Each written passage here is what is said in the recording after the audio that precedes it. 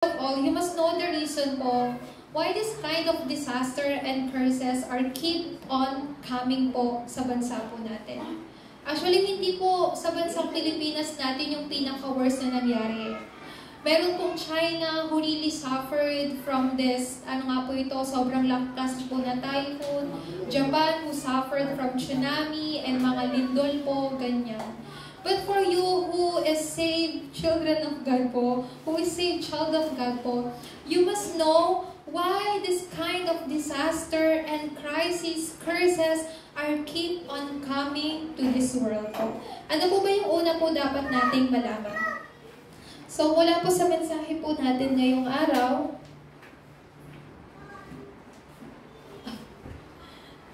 katulad ng binasa po natin, sa Biblia po, God instructed Noah to build the ark po. Para daw po ihanda yung kanyang sarili po. So God instructed Noah, God called Noah po, kasi during that time, lahat po ng tao ay naging masama. Lahat ng iniisip nila, lahat ng ginagawa nila, puro kasamaan po. Lahat hindi po para sa Diyos. Taliwas po sa Diyos. When God told Noah to make the ark po, sabi po sa chapter 6, verse 22, ano pong sinabi po dyan ng Diyos? Sinabi po sa verse po na to, ginawa ni Noah ang lahat ng inutos na sa kanya ng Diyos. Amen. Hindi po siya nagtanong, hindi siya nag-alinlangan, but Noah did what the Lord told him to do. So, katulad po ng sinabi ko po sa inyo kanina, I gave you a question, why this kind of crisis, disaster, and curses po are keep coming to our world po? So, para sa atin pong intro, you really have to understand po, ano po ba yung estado ng ating mundo? Especially po, yung mga deaconess po natin. Hindi lang po dapat yung sitwasyon ninyo yung alam ninyo. Hindi lang po dapat kung ano yung sitwasyon, kung ano yung meron kayo, yun lang yung alam ninyo. You really have to open your eyes po and kailangan nyo pong makita yung estado po ng mundo po natin. What kind of state po ng atin pong mundo? Just like in Genesis chapter 1, verse 2 po. People are bound. Saan po? Darkness. Kadiliman. But what kind of darkness po? Spiritual darkness. Hindi lang po yun. Ang mundo po ay puno po ng kaluluhan, puno po ng kawalan po. So what kind of age you are in right now, that is the first thing na kailangan po natin malaman po. What kind of age right now we are in po? It is the age of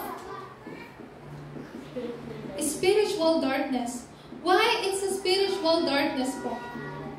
Bakit po natin ito tinatawag na spiritual na kadiliman po? Pag sinabi pong spiritual na kadiliman, it is the age of Nephilim. Do you know what happened in Genesis 3 po?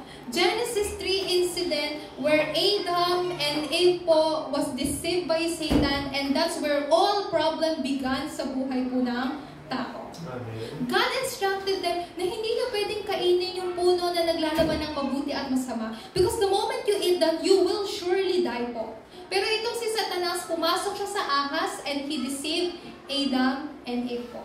From that moment on po, lahat ng paghihirap, all the sufferings po, all the curses po ay dumating sa buhay ng tao. Kaya nga po, earlier po, sabi po ng pastor po natin kanina, in the beginning po sa Garden of Eden, there is no sickness, there is no poverty, lahat pagpapala. Pero kailan dumating po yung kahirapan, problema sa buhay po ng tao? Nung ang tao po ay nadaya po ni Satanas. That is Genesis 3 problem po. Yun po yung incident na nangyari during Genesis 3. Kaya makikita po natin dito why this is a spiritual darkness po. Because after the incident of Genesis 3, people turn to idolatry. No choice. Why? Because they became separated from God. So they have no choice but to worship idols. They turn their back to the Lord and they worship idols po. Actually, hindi lang po idolatry po. Since mankind became separated from God, mankind made their own methods po to reach heaven. To have this, to gain salvation po. Sa pamagitan ng maraming relihiyon po. You know po, during when since the first day that I do evangelism po, one thing that I realized po when I share this gospel to other people, lagi po nilang sinasabi, no, I attend many religions, so I'm safe. I heard this a lot po when I'm doing evangelism. And may mga tao din pong mga nagsasabi, I also heard this, that one man po wants to go or visit to a lot of religions. Why? Because he wants to have the answer. Parang gusto niyang ipag-compare. He wants to compare all religions teachings, all religions theology. Why? Because he cannot feel satisfaction po. Wala siyang satisfaction. You know po, sa pamagitan po ng religiyon, hindi po ang tao magkakaroon ng kaligtasan. Hindi lang po iyon. Why we call this spiritual darkness po? So, this kind of word po may seems difficult for you, but anyways, you still need to understand this po and you still need to be familiarized po. There are 3 big organization po sa mundo po natin. What are those three organizations po? New Age, Freemasons, and Jewish po. You know, ano po yung turo ng New Age, ng mga New Age movement? They taught or tinuturo po nila, oh, you can become like God. Without God, you can be something. Without God, you can be someone. Yun po yung tinuturo ng New Age movement. Ano bang sabi ni Satan sa Genesis 3 verse 5 po? Sabi ni Satan sa Genesis 3:5, oh, you will not die. You will become like God. Sabi po ni Satanas. And yan po yung turo ng New Age movement po. How about the Freemason po? Yung Freemason po yung itinuturo nila, mapanahan kayo ng evil spirit, to be possessed by the evil spirit po. What will happen if you are possessed by evil spirit po? In Matthew 12:43 through 45 po, di po ba sinabi po namin po sa inyo, hindi lang po yun. Yung isang evil spirit po, kapag naghanap po siya ng lungga tapos walang laman yun, empty, aalis siya doon at babalik siya na merong 7 na mas malalakas pa na evil spirit po. So that's what will happen po kung ang tao po ay meron pong spiritual emptiness. And you know what kind of age we are in po? The age where a lot of churches po are closing their doors po. Is this something na, parang ano lang siya, like so-so problem? No po, this is a big and serious problem po. Pero bakit po ba nagsasarado po yung maraming pong simbahan? Kasi hindi po naipipreach po ang tanging Kristo. So I just heard po, sa bansang Europa, halos ng mga simbahan po doon nagsasarado na. You know po, it's okay for a church to be closed if it's a Catholic church or, sorry. So I mean, if it's in church po na wala pong gospel, no worries po. But then the problem is po, yung simbahan po na nagsasarado na wala pong gospel or may gospel po pero patuloy po na nagsasarado. Bakit ko po sinasabi ito po sa inyo?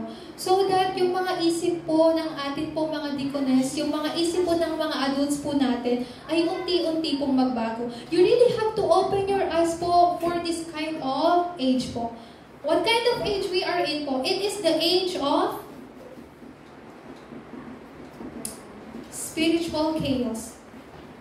Ano po ba yung chaos? Kaguluhan. Pero not just kind of chaos po. Spiritual chaos po.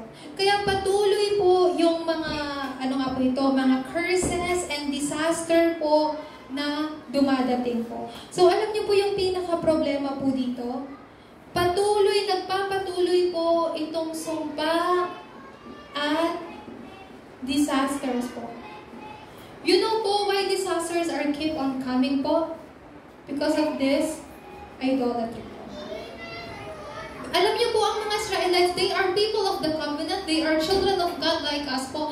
But why do they keep on suffering po from slavery?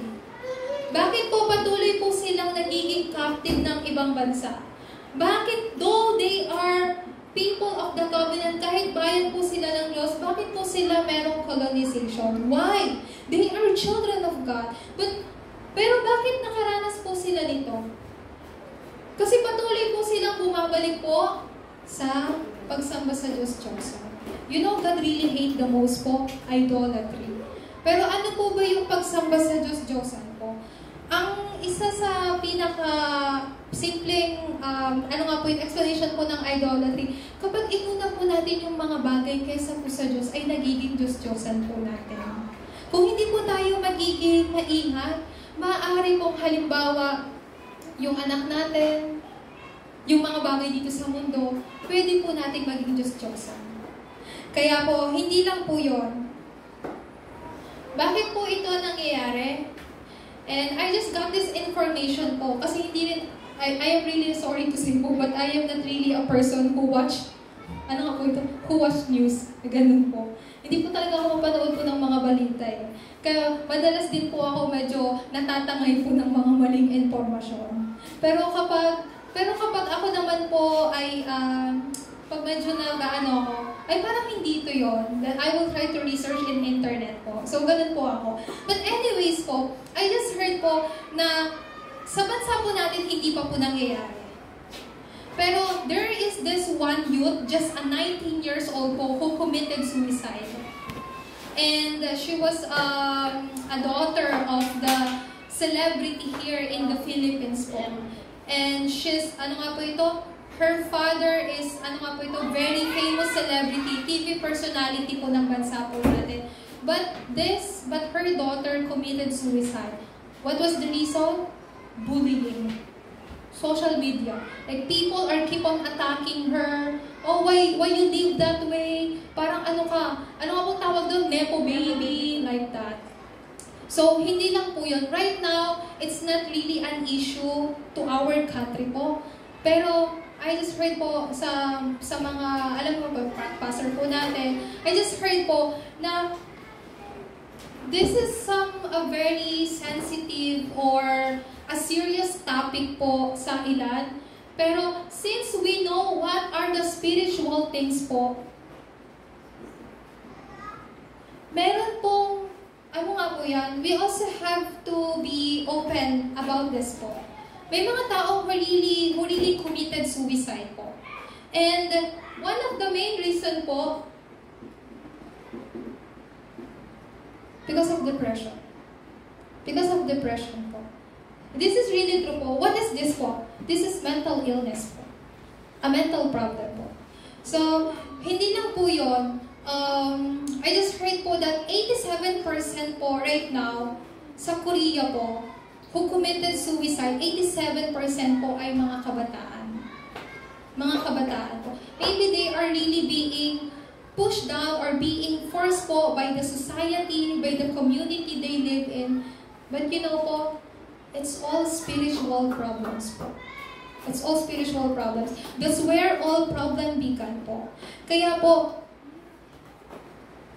no choice po ang mga tao kundi mamuhay saan po? Emptiness. This is the age of emptiness po. Where people, because of emptiness po, people are trying to fill themselves by worldly things po. Remember this po. Because of this spiritual emptiness, people want to fill themselves by the things of this world. Through through addictions. And because of that po, mental illnesses po ay nangyayari. Hindi lang po yun. This was the age, this is the age of diseases po. So, why do you have to know this kind of age you are living po? Why you and I have to know that this is spiritual darkness, this is spiritual chaos, and this is spiritual emptiness po? Why? Bakit po dapat nating malaman? Dapat po nating malaman yung cause and yung solution po sa mga problema po na ito. Even during that time po, you have, even during this time po na age of darkness, chaos, and spiritual Satan, because of that, mankind fall into sin. What kind of sin po? Original sin. Therefore, became separated from God. This is Genesis 3 problem po. Makikita po natin in Genesis 3 verse 1 to 6 po. But, look at me po. Listen carefully po. When Genesis 3 problem po happened, do you know what God gave to us po? God gave His covenant of grace po. Amen po ba? During this problem po, God gave us immediate solution po. This is the cause of all problems, but God gave us only solution po. This is what we call the covenant of grace po. In Genesis chapter 3 verse 15 po. When this happened, God cursed, ano nga po ito? The serpent. At meron din po siyang sinabing mga, ano nga po ito? Mga sinabing mga magiging resulta po ng paghihirap po ng babae at sa kalalaki. Di po ba? But, even that time po, God gave this unique method po. Sino pong ipapadala daw po niya? Ang offspring of woman. This is the Messiah po. Sino po itong Messiah po? This from the Old Testament po.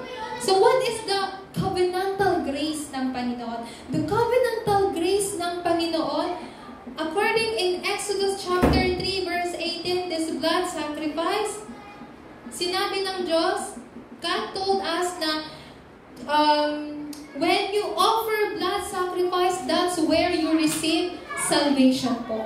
That's where you receive salvation. Just like the Israelites did po, when they put the blood of the lamb on their doorpost, the death passed over them. The death passed over them. So, sino po ito? Ano po itong tinatawag natin? This is the covenantal grace po ng Panginoon. What else? In Isaiah chapter 7:14, nakasal po dyan, the virgin will conceive and give birth to a son and will call him Emmanuel. Hindi lang po yun. This Emmanuel, this blood sacrifice po, this offspring of woman, ay walang iba po kundi si Jesus at siya ang Kristo. Who is the covenantal grace ng Panginoon? Si Kristo po. You and I, we were live in this Genesis 3 problem, but God gave you immediate solution po.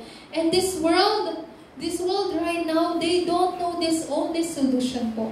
They don't know the main cause of this spiritual darkness, chaos, and emptiness po. But you know.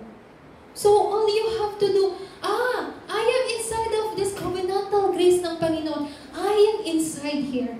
Ako ay na kay Kristo. So hindi lang po yun. What else?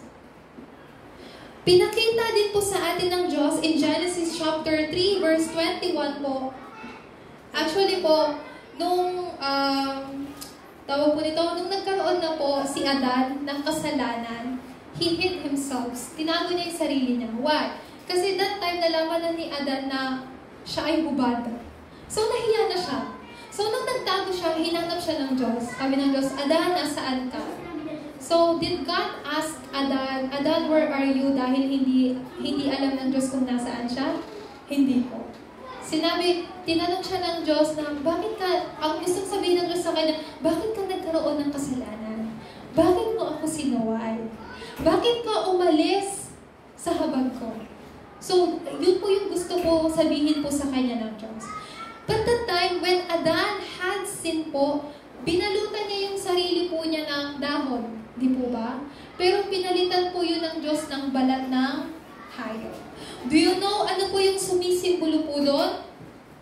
Ito po ay sumisimbolo ng first sacrificial lamb na walang iba po kundi si Jesucristo. This is the first sacrifice for redemption po.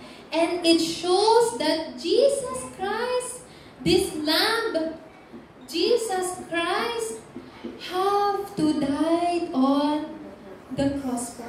That is the meaning of Genesis 3 verse 21 po. So, hindi lang po yun. Because you are inside of this covenantal grace ng Panginoon, only Christ, tanging Kristo. Why we call Jesus Christ as only Christ? Because we just, dinagdagan lang po ba namin ng another word yan, only? No po. Jesus is the only Christ because He is the true prophet. I'll just write here yung word po. He is the true King who broke all Satan's authority po. Why Jesus is the only Christ? Because He is the true priest who died on the cross and solved all of this fundamental problem. What else po? Jesus is the true prophet. You and I, we have no strength to go before God. We have no strength to meet God po. But Jesus Christ came here as a true prophet. He did not just open the way, but He Himself became the way to meet God. That's why Jesus is the Christ po. So you must know this Genesis 3 problem accurately po. Really, clearly po. Nang sa ganon, you won't be deceived by small problems. Kapag alam nyo to, yung Genesis problem, hindi na kayo madadaya ng kahit anumang maliliit po na na problema. What else po? Let's see, Genesis 6 problem. Ano naman pong nangyari sa Genesis 6 problem? Kung ano po yung problem from Genesis 3, ay nangyari po sa Genesis 6. Kumbaga, same happened. Nagpaulit lang po yung problema po na to. But even that time po, God once again gave His covenant of grace po.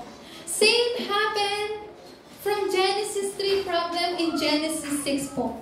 Nangyari ulit kung ano yung Genesis 3. Dito po sa Genesis 6. Ito po kung saan, when God saw mankind po, they were full of evils po. Lahat ng iniisip nila, lahat ng ginagawa nila, puro kasamaan. Sinabi ng Diyos that time, ang aking espiritu ay hindi na nananahan sa tao. So God was really sad po, looking at people po na gumagawa po ng kasamaan. So they decided yung mga anak ng Diyos, they married unbeliever, they married children of the devil po, and that time yung Nephilim po ay nandito rin sa panahon po na yan. But even during that time po, God gave His covenantal grace. What kind of grace is this? This is an absolute grace po ng Diyos. Tayo pong mga tao, may limit po yung grace natin. We have this, we can give our grace to other people, pero merong limitation po. Tama po ba? So meaning to say, we can be kind to people, but there is always limitation. We can give to people, but there is always limitation po. But you know, God's grace is limitless. It is absolute po. So, why this is called a covenantal grace po? Why? Because in Genesis chapter 6 verse 8, though that time ang lahat ng tao ay naging masama, lahat ng iniisip nila, lahat ng ginagawa nila ay masama, but Noah found favor in the eyes of the Lord. This is God's covenantal grace po. Lahat ng tao masama. But Noah. Pero si Noah ay naging kalugod-lugod sa harapan ng Diyos. So this is the covenantal grace po ng Panginoon. So when God came to Noah, ano pong binigay niya po, ano pong sinabi po ng Diyos sa kanya? Gumawa ka ng ark. Bakit siya pinapagawa ng ark? Kasi ang Diyos magpapadala daw po ng malaking baha para lipulin lahat po ng tao dito sa mundo. Ano pong mangyayari kung during this time, yun po yung mangyari po ngayon. But anyways po, why God instructed Noah to build this ark po? Kasi magpapadala nga daw po ang Diyos ng malaking baha po. You know po, ito pong arko po na to ay sumisimbolo kay, una po, sa simbahan po natin, at kay Kristo. This ark po. Ito pong simbahan po na to at si Kristo. Hindi lang po ito basta-basta pong simbahan, pero this is the absolute church po. Why we call this absolute church? Because it has only Christ po. Hindi lang po yan. Ito po ay absolute partisan po ng Diyos. When God told Noah to make the ark, ano pong sinabi ng Diyos sa kanya? In Genesis chapter 6 verse 14, ano pong sinabi po ng Diyos? So make yourself an ark. Gumawa ka ng barko para sa sarili mo. For yourself po. For me. Hindi lang po yun. Sa Genesis chapter 6 verse, ano nga po ito? 18 po. Genesis chapter 6 verse 18. Para daw po sa inyong pamilya. For my family. Sa aking susunod na henerasyon. Sa aking mga anak. Sa aking future generation po. Etc. Hindi lang po yan. Sabi rin po sa Genesis chapter 6 verse 19, and all the living creature in this world po. Pinaka-importante po, when God told Noah to make the ark, sabi niya, make yourself an ark. Make yourself an ark. Yourself po. Ay, kasi sa loob po ng arko po na to, meron pong kaligtasan. Why? Because it's Christ. Meaning to say po, ang ibig sabihin po nito, when you and I are in Christ, we are saved po. There is salvation po. So, sa madali pong salita, kapag ang tao po ay na kay Kristo, sila ay magkakaroon ng kaligtasan. When people are in Christ, they will receive this salvation. In opposite way din naman po, when people are outside of Christ po, wala po kaligtasan po. Kaya po ito po ang sinabi po ng Diyos kay Noah. Hindi lang po yun. Ano po yung pagpapala na tinanggap po ni Noah? He received this pagpapala ng trono po ng Diyos hanggang sa kanyang mga susunod na henerasyon.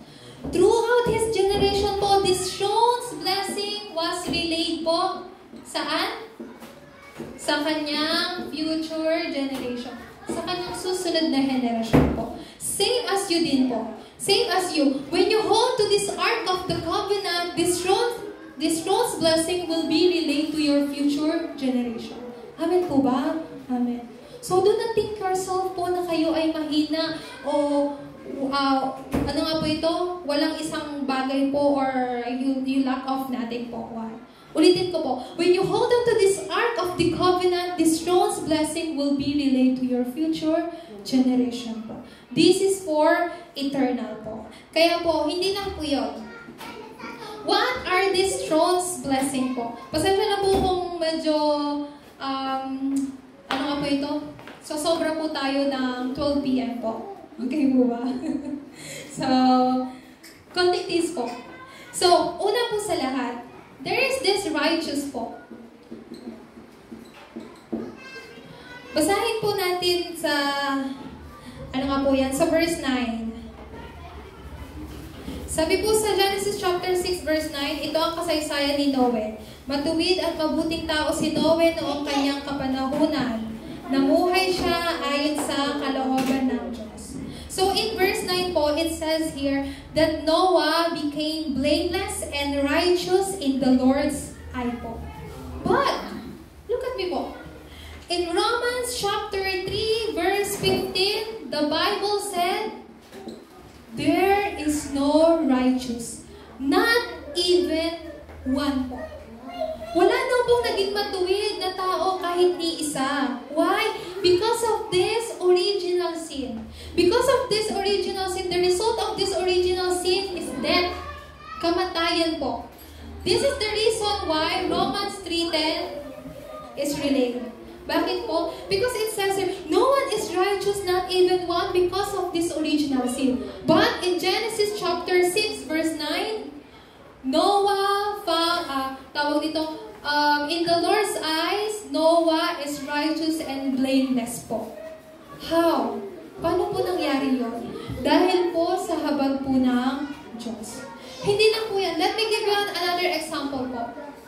Si Abraham po, in Genesis chapter 15, verse 6 po, si Abraham po, nangako po ang Diyos kay Abraham. Inilabas niya si Abraham po, tapos pinatingin niya po sa maraming bituin sa langit. Sinabi ng Diyos sa kanya na katulad ng mga bituin sa langit na nakikita mo sobrang dami, ganyan din yung salinlahi na ibibigay ko sa iyo. And sa Genesis chapter 15, verse 6, Abraham believed what the Lord had told him. And it was credited to him as a righteous. Bakit daw po? Dahil siya ay naniwala, kaya siya ay naging matuwid. Kaya po, you and I, we are also a righteous person po because we are inside of the grace of God.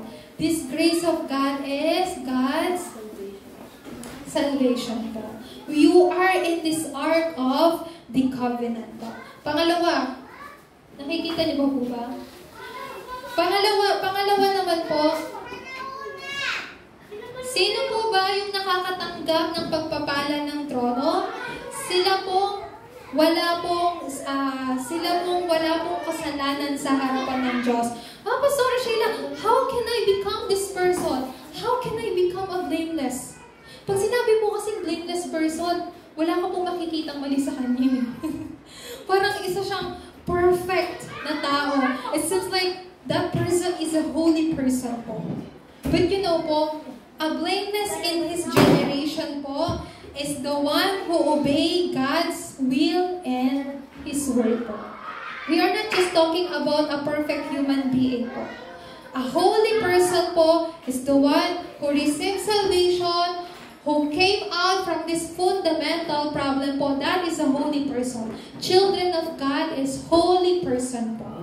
A righteous person. So you are blameless po, Deaconess. You are blameless. Tayo po ay walang kasalanan po sa Diyos. Amen po ba? Amen. You must have this kind of confirmation po. Pangatlo, the one who walk with God po. Walking with God.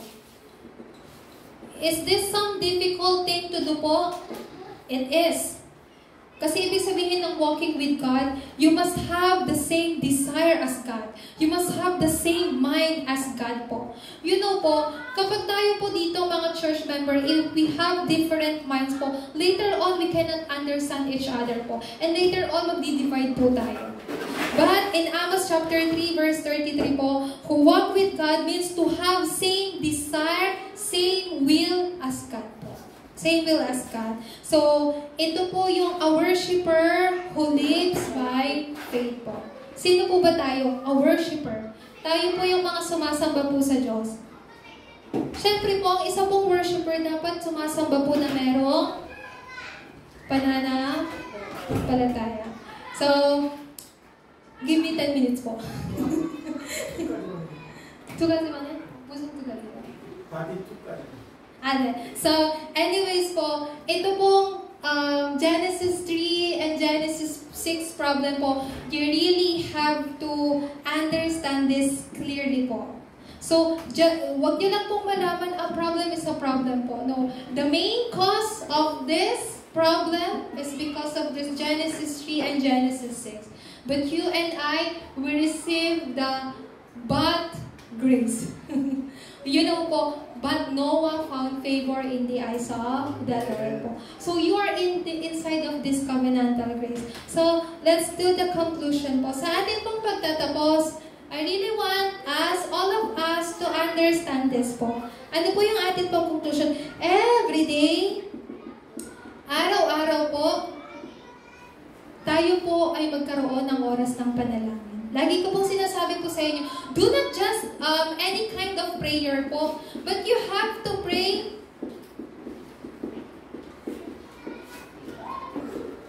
to gain strength. This is what you should do every morning po. Ano po ito? You are asking for throne's power to come upon you. Trial God po. Every time po, sa bawat araw, ano po yung kailangan nyo pong gawin? Every time you rin po, you really have to confirm po kung ano po yung dapat na ginagawa po ninyo or sa madali pong salita, yung makita po ninyo yung kasagutan sa bawat oras po. So every day po, just have this 3 concentration prayer po. 3 konsentrasyon ng panalangin. And from that moment on po, matatanggap po ninyo yung 3 kasagutan po. Every time, kailangan nyo rin pong manalangin. You really have to pray po. Pray confirming kung ano po yung kasagutan po ng Diyos. In every affair po, sa bawat sitwasyon po, just know that you have the blessing of with Emmanuel and oneness po. Kaya po, ano po yung dapat po natin gawin po? Let's have this. Pinaka-importante po sa lahat. Ano po yan? Magkaroon po tayo ng time to really go inside of the Word po. Just this one thing po. Marami po nakalagay po sa conclusion, but I will just tell this 2 things po.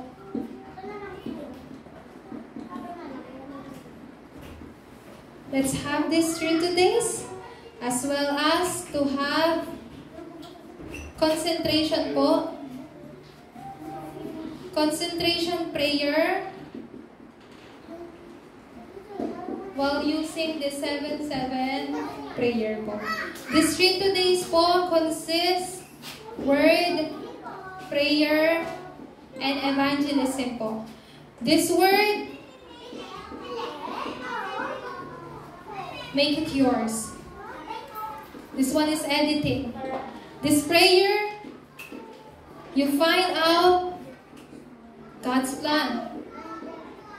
This is plan. And evangelism po is the field.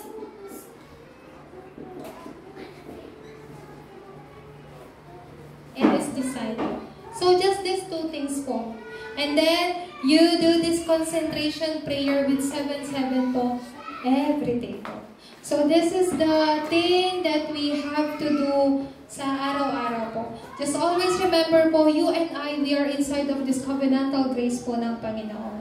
Kaya po tinawag po natin the Ark of the Covenant. So one last thing po, this Ark of the Covenant is symbol as the church and Christ po. And you and I, we are in this ark. We are in Christ po. That's why tayo po ay nakatanggap po ng habag ng Diyos.